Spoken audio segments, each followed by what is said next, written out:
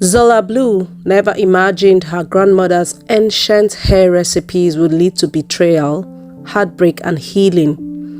In this cinematic African folktale meets modern-day success story, follow the journey of a woman who transforms her pain into purpose and builds a global empire from her roots. The title of this story is Crowned Roots: The Rise of Zola Blue.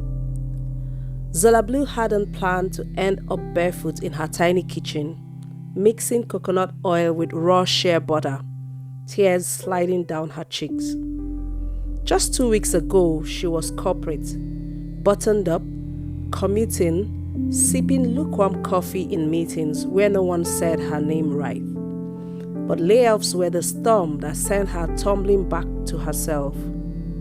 In a dusty box labeled Ma's Things, she discovered a leather-bound journal filled with ancestral hair recipes written in Yoruba and English. The words smelled of camphor and resilience. That night, she couldn't sleep. Her fingers traced the ink like it was a map. And maybe it was a map to a higher purpose bigger than spreadsheets. Ayodele's recipes were powerful. Some required ingredients Zola hadn't heard of since her childhood. Others felt sacred. Her mind raced. "I can make something real from this," she whispered, staring at the glowing moon. This could change everything. Her ancestors, it seemed, had always been waiting. At the sweet urban market, she set up her stall. Cans and jars gleaming under the sun, labels handwritten with trembling pride. People sniffed, nodded, bought. Then came Malik, with skin like polished mahogany and eyes that saw too much. "This is different," he said, holding her jar like it was an earth. "What's your story?" Zola blinked. "It's in the roots," she replied. And so it began. Zola's hands moved like memory, whipping oils, boiling herbs, singing low under her breath like Mayodele used to. The whispers of her grandmother haunted the corners of her apartment now. "Your crown is sacred," she would always say. Customers returned week after week. The name Crowned Roots spread like gospel on TikTok and Instagram. Zola made reels with before and after hair shots, always ending with a Yoruba proverb. She was becoming the story. Malik returned again and again. He never pushed, he just listened. He brought mango smoothies, gave marketing tips that actually helped. She Googled him once. A former creative director, fired over something sketchy. But he seemed different with her. Gentle, hungry for redemption. She let him help set up a photo shoot. He filmed her with reverence. "You're going to be big," he said. She smiled, but her dreams told another story, of a lioness chasing fire across the plains. In those dreams, the lioness always spoke in riddles. "Look beyond the smile, child. The serpent also glistens." Zola started waking up with chills, brushing sweat from her neck. Malik's kindness became a constant. He called her Z, like he owned the nickname. Her social media blew up. DMs from influencers flooded in. But her gut whispered warnings she didn't understand, and the lioness kept roaring. Malik brought 2 men to her pop-up event. Suits, sharp words, investment offers. Zola stood there in her Ankara print jumpsuit, scanning legal documents she didn't fully grasp. They wanted to franchise Crowned Roots. "Fast money," Malik said. "You deserve this." Her hands shook as she signed. The crowd clapped. Her dreams that night turned blood red. Ma Ayodele stood in the middle of the savannah, her voice deep like a drum. A lion does not ask a hyena for direction. Zola woke, gasping. The next morning, a delivery truck arrived. 200 jars, factory-filled, plastic-smelling, nothing like hers. Her recipes had been tweaked without her consent. She texted Malik. No answer. Then a DM from Naya, her childhood bestie. Girl, Malik's out there talking like he owns your brand. Zola's heart dropped. She met Malik at a rooftop bar, all glass and gold. Did you sell me? She asked, her voice barely above a whisper. Malik leaned back, smug, and said, I made you bank. You should thank me. She slapped the contract on the table. You stole my grandmother's magic. His smile faded. It's just business, Z. But to Zola, it was betrayal wrapped in a kiss. Zola shut down her site and fired off cease and desist emails. But the damage was done. Reviews flooded in. Complaints about watered-down products. Her reputation tittered. She cried in the shower, on the kitchen floor, in the back of the lifts. But every time she broke, the lioness showed up in her dreams. Build again, this time with teeth. She went back to the roots. Small batch, hand-labeled, one jar at a time. On TikTok, she posted a raw video. They tried to steal crown roots, but this crown isn't for sale. The internet rallied. Say less, sis, one user commented. Others tripled overnight. Malik's investors ghosted him, and Zola, scared but unbroken, walked into the fire and didn't flinch. One morning, her inbox pinged. A renowned TV host team wanted a sample box for her Visionary Women segment. Zola stood in her kitchen, barefoot again, but this time she was a warrior. Ma, she whispered, holding a jar to her chest. We did it. Naya came over with champagne and Nigerian jollof rice. I told you, no man can hijack your destiny. They danced around the apartment, barefoot queens under disco lights. Zola's smile returned, but so did the dreams, now with storm clouds and flickers of a man with no face. She started adding protective prayers to her recipes. Every blend came with a whisper of power. Crown Roots relaunched with a fiery new campaign. The crown cannot be stolen. Hashtags trended. Celebrities reposted. Women from Ghana to London to New York posted selfies holding jars. Zola wasn't selling hair butter. She was selling healing, pride, and power. Others crashed her site for the second time in a month. Malik sent one last email. You win. You always did. She didn't reply. At her first wellness retreat in Kenya, Zola stood barefoot in red earth. Women circling her with songs of freedom. The lioness appeared once more, this time not worrying but resting beside her. You have remembered who you are. Zola nodded. Now, she said, I help others do the same. The retreat in Kenya marked the birth of something deeper in Zola. Under the baobab trees, surrounded by women reclaiming their power, she felt a shift. She began teaching not just hair rituals, but spiritual rituals, building affirmations into her oils, hosting crown ceremonies at sunrise. The word spread fast. A documentary team from the UK reached out.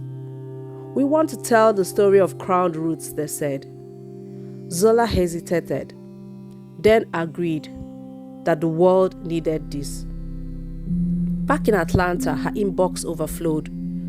Customers sent photos, testimonials, and even poems. "Your oil helped me love my texture again," one wrote. But with visibility came vultures. A former intern launched a knockoff line, mimicking Zola's formulas and packaging. Zola felt anger rise, but the lioness appeared in her dream, unbothered. "Let the corpse play. You are the pride," said the lioness. Instead of lawsuits, Zola leaned into innovation. She created the Ancestor Box, a seasonal kit filled with traditional ingredients, a folklore story, and a ritual guide. It sold out in hours. As she packed boxes late into the night, she felt Mayodele's presence, humming a lullaby from her childhood. Zola whispered, "We're just getting started." A new face appeared at Zola's next pop-up. His name was Jabari, a cultural historian, with locks down his back and a calm energy that felt like shade on a hot day. He praised her work and spoke of a project archiving black hair rituals across the diaspora. Their conversation lasted hours. "You are documenting what our grandmothers lived," he said. Zola blushed. For the first time in months, someone saw her, not just her brand. Naya noticed. "Girl, that man got great energy," she teased. Zola laughed it off, but her mind replayed every word Jabari had said. He followed up with a proposal to collaborate on a traveling exhibit called Crowned and Rooted. Zola agreed. They began working late into the night, blending storytelling with history. With every meeting, their energy danced. But trust came harder now. Malik's betrayal lingered like a smoke. Zola moved cautiously, double-checking everything. Jabari never pushed. He respected her space. One night, as they reviewed footage from an elder in Jamaica, Zola's hand brushed his. The spark was undeniable. She pulled away and said, "I don't mix business with." Her voice trailed. Jabari nodded. "Then we build first," he said. The Crowned and Rooted tour launched in New York, then London, Lagos, and Cape Town. Each stop was magic. Grandmothers weeping, children touching textured wigs, men learning to braid hair. Zola stood on stages, no longer nervous, her voice full of fire and softness. Jabari stood beside her, always. The world saw them as a power duo. Blogs dubbed them as the healers of heritage. One night in London, after a standing ovation, Jabari took her hand. "We are good together, Z." She looked into his eyes and saw safety, not seduction. That night, she let herself lean into the warmth. It wasn't fast or furious. It was intentional. They moved like old souls finding each other again. But in Lagos, a whisper started. A tabloid blog claiming Jabari was using Zola to land a Netflix deal. Zola laughed at first, but then she saw a message on his phone. "She's perfect for the pitch.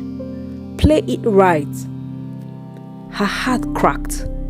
She didn't confront him, not yet. Instead, she called on the lioness in her dreams. "Protect me from charm that hides a chain." Back in Atlanta, Zola's energy shifted.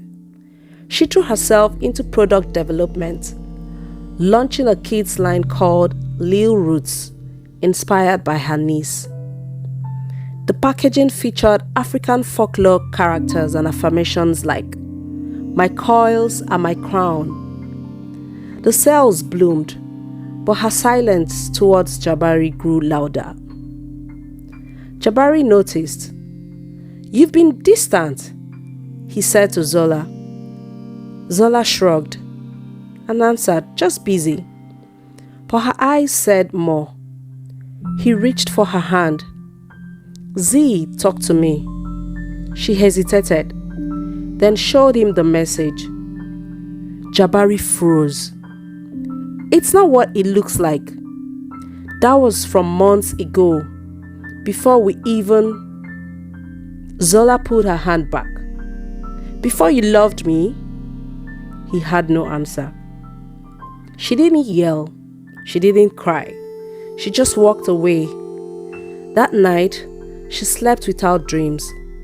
The lioness didn't come, only silence. In the morning, she looked in the mirror and repeated, "My crown is not a prop. My love is not a pitch." And with that, she chose herself again. Zola hosted her first Rooted Women's Summit, bringing together Black women from tech, beauty, activism, and spirituality. Panels were held under banyan trees. Elders poured libations. Women danced barefoot on the grass. Zola opened the summit with a story. "My grandmother Ayodele taught me that healing starts at the scalp, but it grows from the soul." Applause thundered from the crowd. Malik showed up uninvited. Bowed now and humbled, he asked to speak. "I didn't know how to love a visionary," he said. Zola nodded politely, then turned away. She had no more energy for shadows. That night, she stood barefoot under the moon, surrounded by women humming old songs. Peace settled on her like silk. The next morning, she launched a mentorship platform for Black teen girls, teaching not just hair care but confidence, storytelling, and business skills. She named it Ayodele Academy. Her inbox filled with support. She whispered to the wind, "Ma Ayodele, look where you started." And the wind whispered back, "It is only the beginning." Zola sat by the window of her studio, sunlight dancing across her journal. She was learning to love the stillness. With Ayodele Academy on the way and crowned roots more stable than ever, she finally had space to breathe. Yet, beneath the quiet, she felt the pull of the unknown. Her dreams had returned. Only now the lioness walked beside her in silence. Something new was coming. She got the call just after dusk. A government agency wanted to feature crowned roots in a global campaign on sustainable Black-owned businesses. They would fly her to South Africa for a cultural exchange. Zola nearly dropped the phone. This was her grandma's doing. "We said it was only the beginning," the wind seemed to whisper. As she packed, she reflected on how far she had come. Malik, Jabari, the betrayals, the rebuild, all of it had shaped her. "You are not your pain," she told herself in the mirror. "You are your purpose." Her lioness flicked her tail in approval. South Africa awaited. Cape Town was breathtaking. Mountains melting into sea and markets filled with stories. Zola visited local healers, learning about indigenous herbs and rituals. She felt at home. The air vibrated with energy, like this land remembered her spirit. At the exchange event, she met Tandy, a fierce South African local with tattoos of ancestral symbols across her arms. "We've been waiting for you, sister," Tandy said with a knowing smile. The shared recipes, rituals, affirmations, and laughter. Zola felt her power deepen. That night, she walked along the coast barefoot, whispering her gratitude. The lioness appeared again, then shifted, morphing into Ayodele. "Your next crown is not for your head, Zola," she said. "It's for your lineage." Zola cried in the sand, the waves washing away her fears.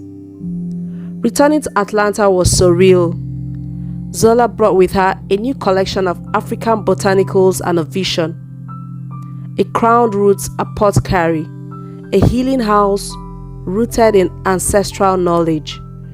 She brought a small building in the West End, a former bookstore, and began renovations. Naya, her bestie, joined the full-time, overseeing branding and community outreach. Ayodele Academy expanded, enrolling girls from different cities. Zola watched her tribe grow. The building smelled of sage, laughter, and possibility. One evening, as she painted a mural of the lioness on the back wall, Jabari showed up. "I heard what you're building," he said. "I came to say I am proud of you." Zola nodded, her heart steady. "Thank you." They stood in silence, no rekindling, just closure, a healed chapter. The apothecary's grand opening drew hundreds. Women came with their daughters, aunties, and even skeptical uncles. Zola led a blessing ceremony, anointing the doorway with oils made from South Africa and Mississippi herbs. The air sang. A journalist from Essence featured the story. Others flooded in. Zola introduced a line called Legacy Oils, each blend named after a matriarch in her home. Ayodele's blend sold out in hours. Zola felt her ancestors smiling. That night, she hosted a storytelling circle.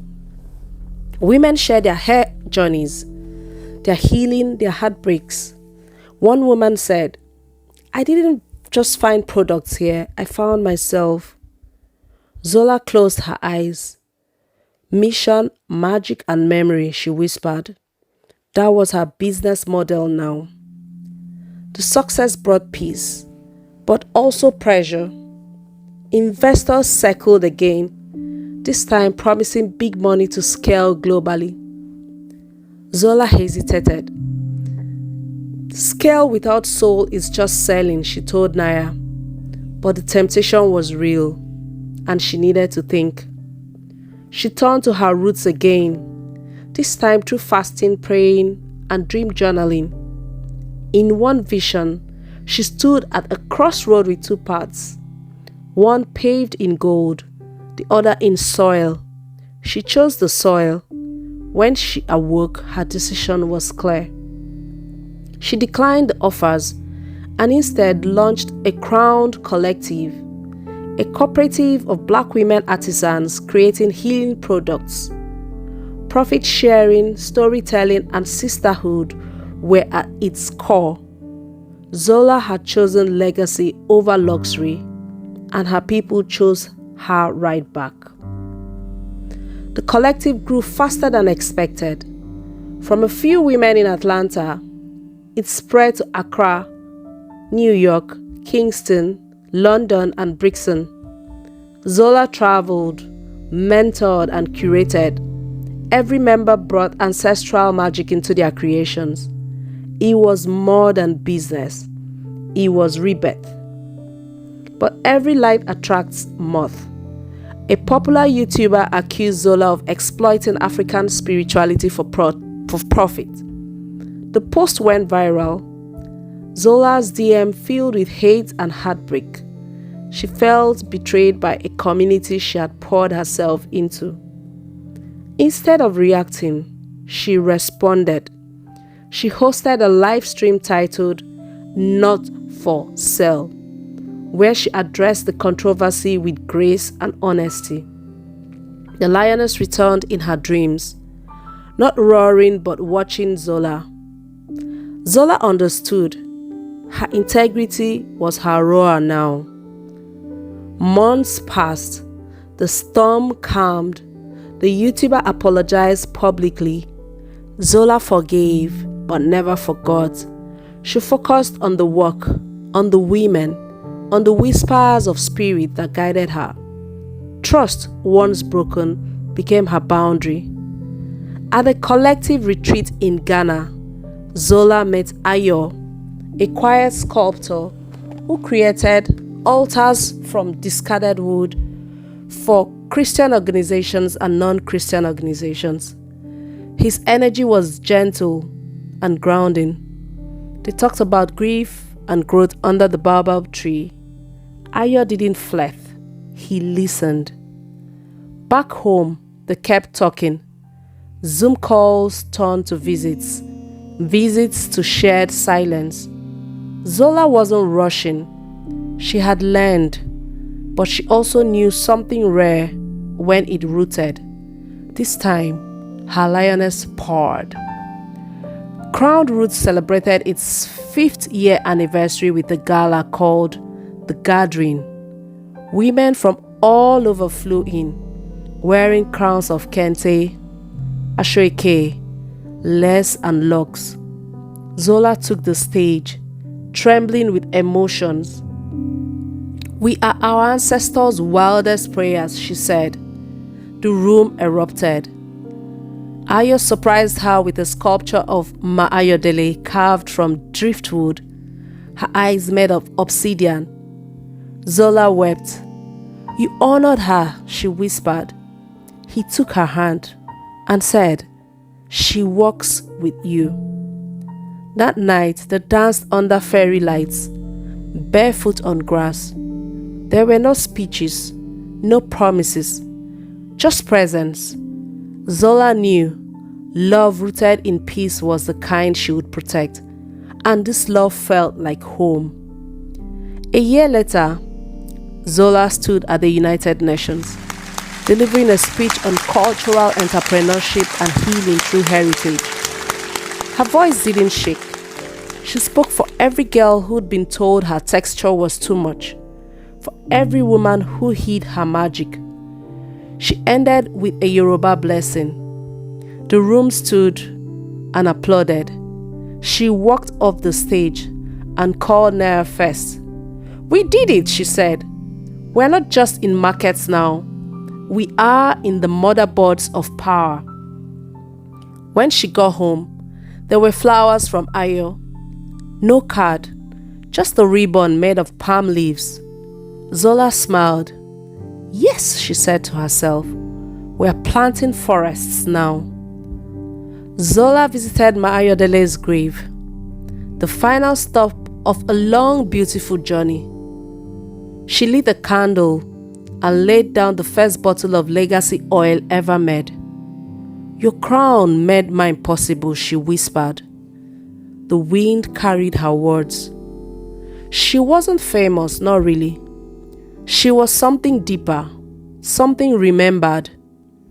In the lives she touched, the girls she mentored, the stories she told, Crowned Roots was now a movement, a living tribute to heritage, healing, and wholeness. As she walked away, the lioness appeared one last time, then faded into golden dust. Zola smiled. She no longer needed dreams to remember who she was. Her life was the dream now, and she was wide awake. Zola's journey led her to the heart of Amazon rainforest, where she sought to understand the indigenous practices of hair care and healing.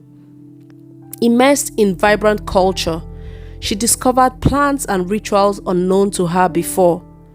The experience was transformative, deepening her connection to the earth and its offerings. Upon returning, she integrated these newfound insights into Crowned Roots, launching the Amazon Essence line. The products, rich in exotic botanicals, resonated with her audience, symbolizing a bridge between cultures. The launch event was a celebration of unity and diversity, with attendees sharing stories of their own roots. The success of Amazon Essence was not just in sales, but in the conversations it sparked about sustainability and respect for indigenous knowledge. Zola ensured that a portion of the profits supported rainforest conservation, aligning with her commitment to ethical practices. Her community rallied behind the cause, amplifying its reach. As crown roots flourished, Zola faced challenges in balancing expansion with authenticity. The pressure to meet increasing demand threatened the artisanal quality that qualified her brand. She grappled with decisions about scaling production without compromising her values. In a moment of introspection, Zola revisited Ma Ayodele's journal, seeking guidance from her ancestors' words. She found solace in the reminder that growth should never outpace one's integrity. This realization led her to partner with local artisans, ensuring that each product remained a labor of love. The community's response was overwhelmingly positive. Customers appreciated the transparency and dedication to quality. Zola's decision reinforced the brand's identity, proving that staying true to one's roots fosters genuine connections. Zola's commitment to empowering others led her to launch the Crowned Creators Initiative, a mentorship program for aspiring beauty entrepreneurs.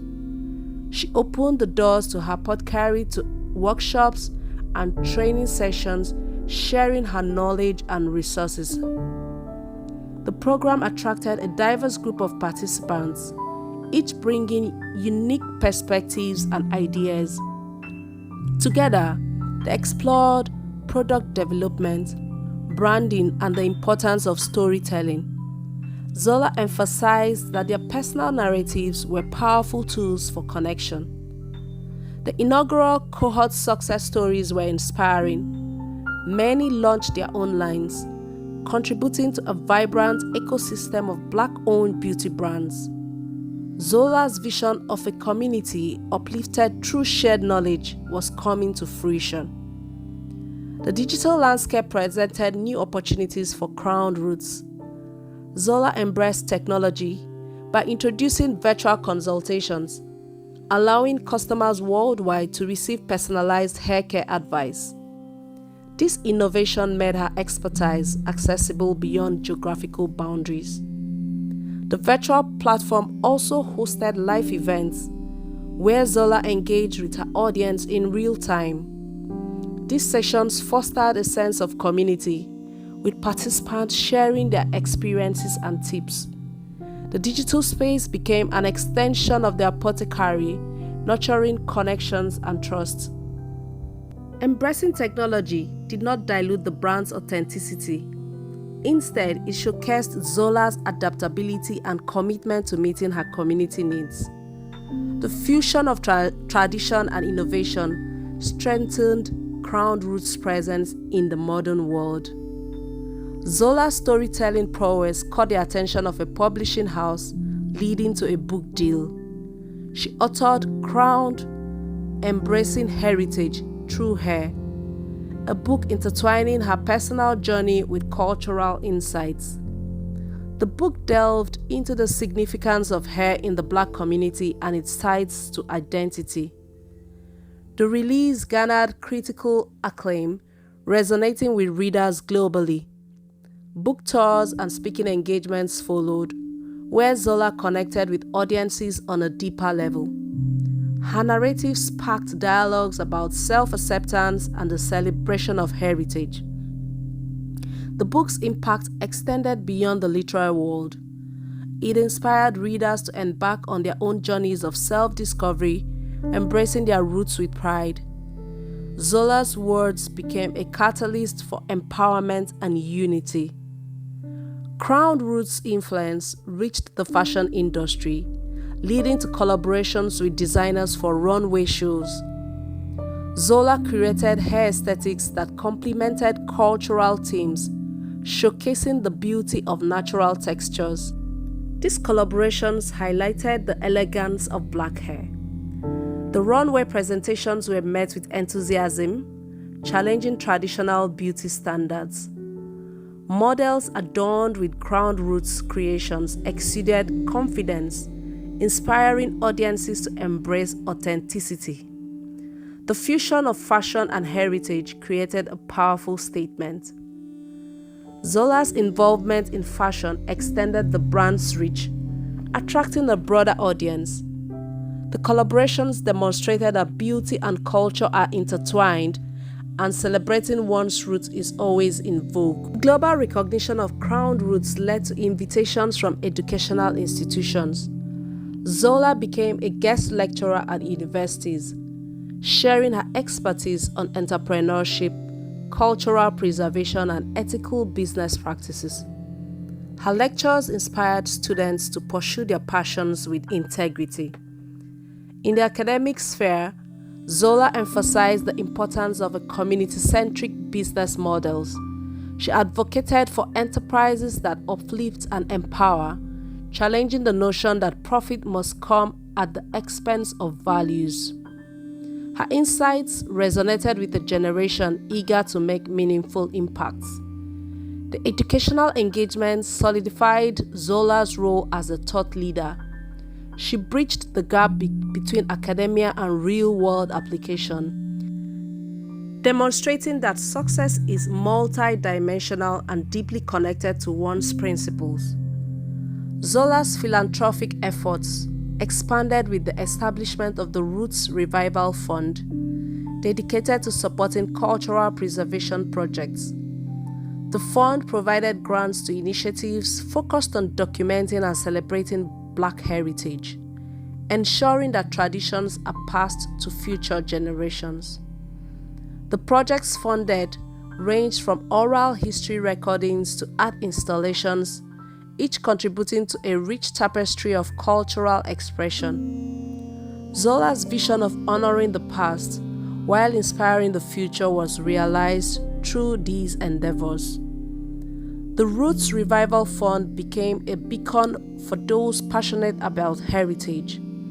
It fostered collaborations among artists, historians, and communities, creating a network dedicated to preserving and celebrating Black culture. As Crowned Roots approached its 10th anniversary, Zola reflected on the journey with gratitude. She organized a Decade Crowned, a celebration honoring the community that had supported and grown with the brand. The event featured storytelling sessions, musical performances, and showcases of artisans' work. The highlight was a tribute to Ma Ayodele, acknowledging her enduring influence. Attendees shared how Crowned Roots had impacted their lives, from boosting confidence to inspiring entrepreneurial pursuits. The stories were a testament to the brand's profound effect. The anniversary celebration was not just a look back, but a vision forward. Zola announced initiatives aimed at furthering education and empowerment, ensuring that Crowned Roots' legacy would continue to flourish. Standing before her community, Zola closed the ceremony with her final blessings. May your roots always remind you of your royalty, and your crown never shrink for anyone's comfort. The crowd erupted in song and joy, and she turned legacy into movement, pain into power. In her quiet moments, Zola no longer dreamt of the lioness. She had become her, fierce, protective, and noble.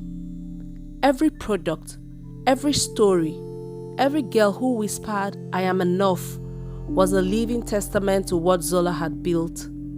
Crowned Roots was not just a brand, it was an awakening and a movement.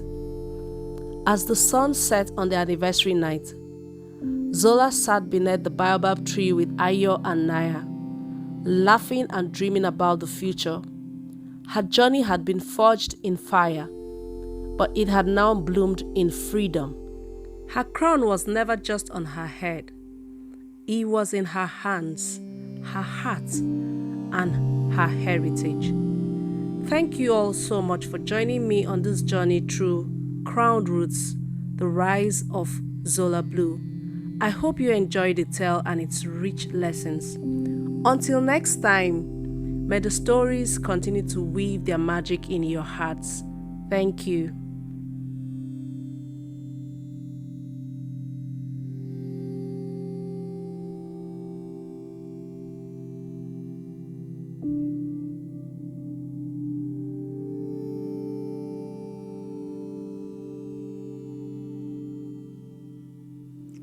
On today's storytelling episode is a jackpot story titled A Tale of Wealth and Waste.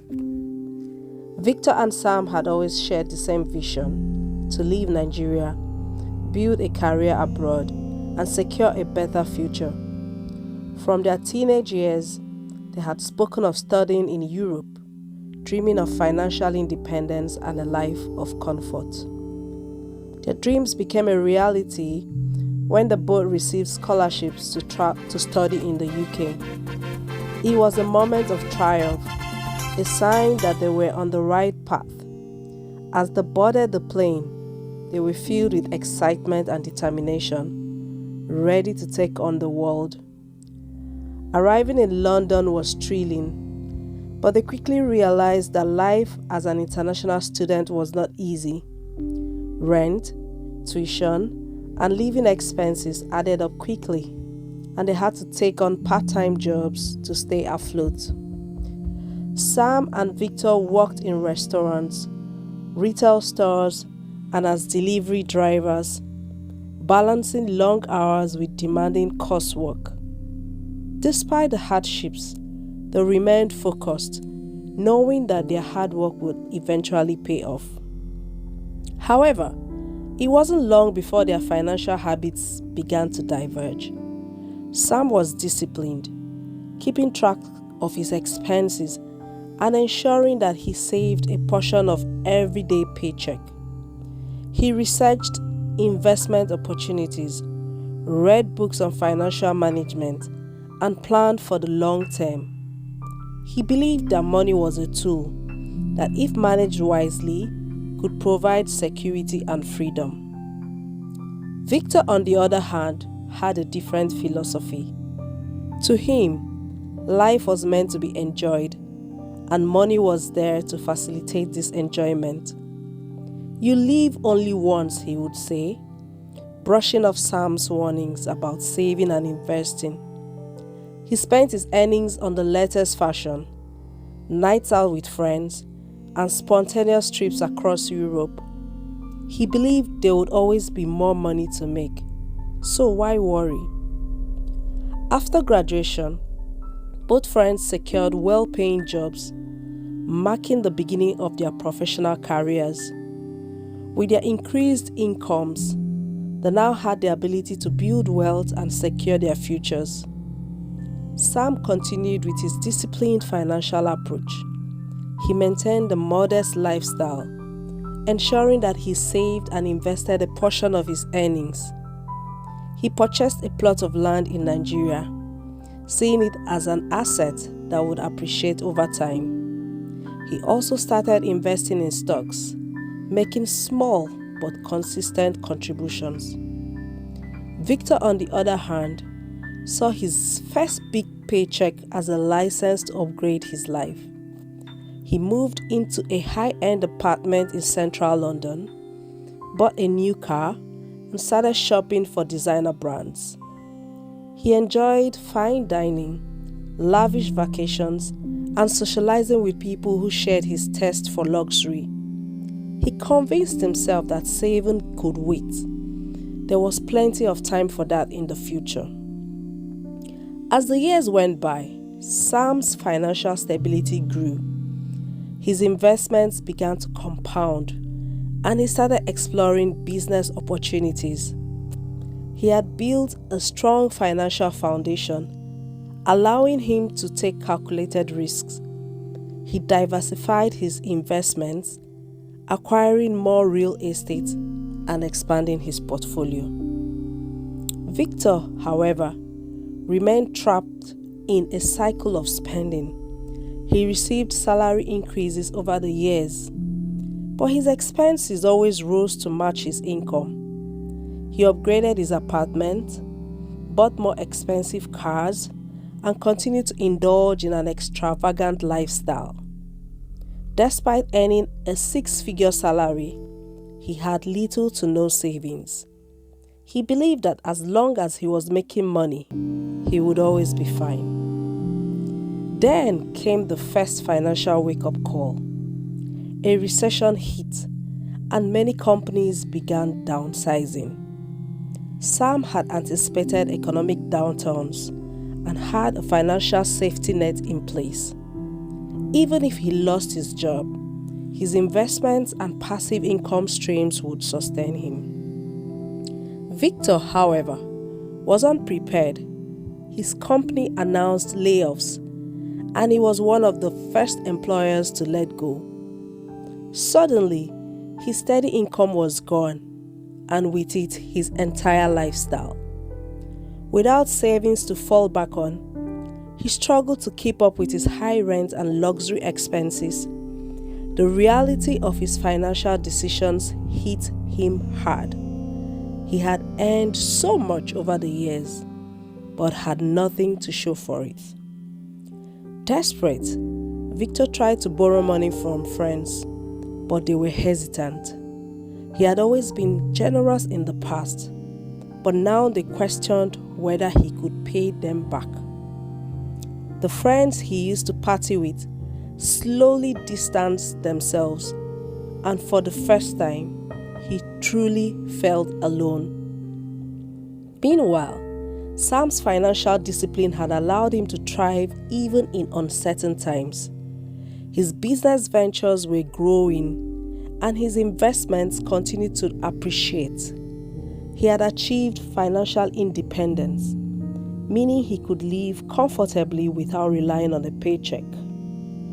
When Victor reached out to Sam, ashamed and desperate, Sam listened, but was not surprised. "I warned you," he said. "Wealth is not about how much you earn, but how much you keep and grow." He offered advice and guidance, but was cautious about lending money. He knew that financial discipline could not be forced. It had to be learned. Victor tried to recover, taking lower-paying jobs and cutting back on his expenses. But rebuilding from financial ruin in his 40s was not easy. He regretted his choices, but knew that regret alone would not change his situation. He had to start over from the bottom. As they approached retirement age, the contrast between their lives became even more stark. Sam had built multiple streams of income, owned several properties, and had a thriving business. He had reached the point where he could retire comfortably, travel when he pleased, and enjoy his later years without financial stress. Victor, however, had no choice but to leave the UK. With no savings and no pension plan, he could no longer afford to live in a high-cost country. His only option was to return to Nigeria, the very first place he had left in search of a better future. The irony was painful. He had spent his life chasing a dream, only to end up back where he started, with nothing to show for it. As he boarded the one-way flight home, regret weighed heavily on him. He had earned as much as Sam over the years, yet he had squandered every opportunity. He had believed that money would always come, but he had ignored the reality that financial security requires planning, discipline, and sacrifice. Victor's story became a cautionary tale, a painful lesson about the consequences of financial irresponsibility and recklessness. Meanwhile, Sam's journey inspired many. He had proven that financial freedom was not about luck or high salaries, but about making smart choices consistently over time. What have you learned from this story? It is important to save early. Time is your greatest asset. The earlier you start, the better. Live below your means. Don't let lifestyle inflation drain your future. Invest wisely. Money should grow, not just be spent. Enjoy life, but plan first. Fun is important, but security matters more. Retirement comes faster than you think. Always be ready. Victor's mistake was assuming that financial stability would always come later. Sam understood that the future is built in the present. The question remains, would you rather be a Sam or a Victor? Thank you for listening. Feel free to share this story with someone who needs to hear it. Pop into the comment section any other comments you have about this wonderful story. Thank you.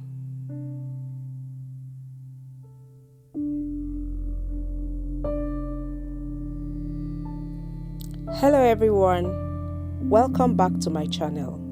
It's always a huge pleasure to see you stop by my page. Today's story is titled Boma's Choice, a heartwarming story of a young girl who believed beauty and wealth were all she needed for a perfect life.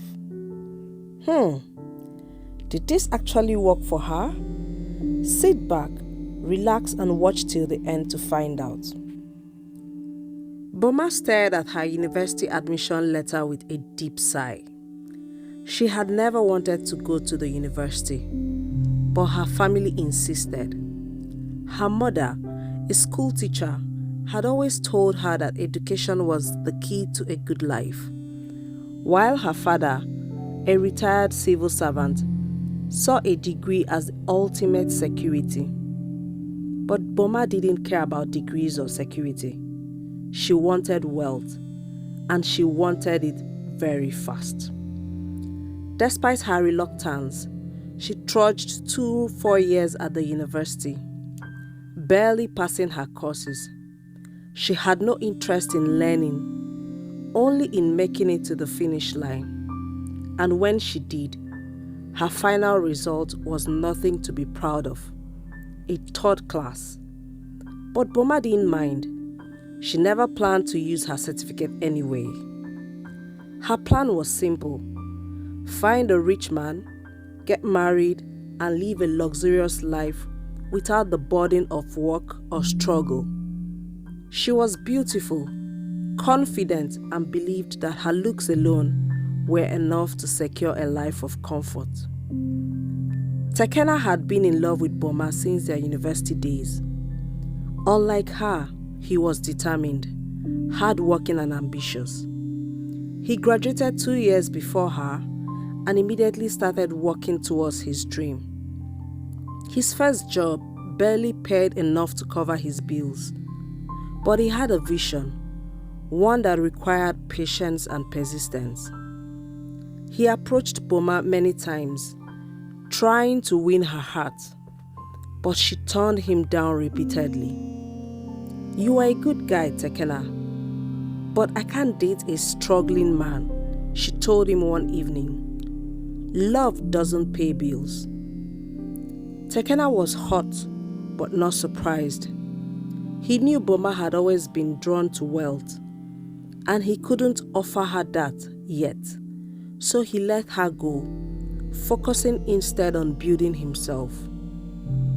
Boma didn't have to wait long before she found what she was looking for. Priye was a 40-year-old oil tycoon with wealth beyond her imagination. He spotted her at a high-end restaurant one evening, and within weeks, he was showering her with gifts. Priya didn't ask about her ambitions or career plans. He didn't care. He had money, and she had beauty. Their relationship was built on an unspoken agreement. She would provide companionship, and he would provide financial security. When he proposed marriage, Boma didn't hesitate. She had gotten what she wanted, a life of luxury without lifting a finger. She married Priya and enjoyed years of extravagant vacations, designer clothes, and a life of ease. For 10 years, Boma lived the dream, until the oil industry crashed. Priya, who had once been a powerful businessman, lost everything. He had spent his money carelessly, never investing in assets that could sustain him. He believed the wealth would never run out. But when the industry suffered, so did he. Suddenly, they couldn't afford the luxurious lifestyle Boma had gotten used to. Their cars were repossessed. They had to move out of their mansion. And worst of all, Priya could no longer provide for her. For the first time in her life, Boma was faced with harsh reality of financial struggle. And she had no skills, no work experience, and no idea how to survive without someone else's money. After months of living in financial misery, Boma had no choice but to look for a job. She had poor qualifications that didn't stand out, no experience to offer, and no confidence outside of her beauty, something that was beginning to fade. Eventually, she landed an interview for a receptionist position at a top firm. It wasn't what she had imagined for herself, but she was desperate. With no other options, she swallowed her pride and attended the interview. But the moment she walked into the office, her legs nearly gave out. Sitting across the desk, dressed in an expensive suit, was the last person she had expected to see, Tekena. Boma could barely breathe. The man she had once rejected for being poor was now the CEO of the very company she was hoping to work for. Tekena's eyes met hers, and a small smile played on his lips. Boma, he said calmly, "It's been a long time." She felt humiliation flood her body. She had chosen wealth over love, and now the man she once dismissed was in a position to either offer her a lifeline or turn her away. "Please, Tekena," she whispered, shame evident in her voice. "I really need this job." Tekena leaned back in his chair, observing the woman who had once thought he wasn't good enough. He had spent the last 10 years building himself, starting from nothing, working tirelessly and investing wisely. He had been heartbroken when Boma chose Priya over him.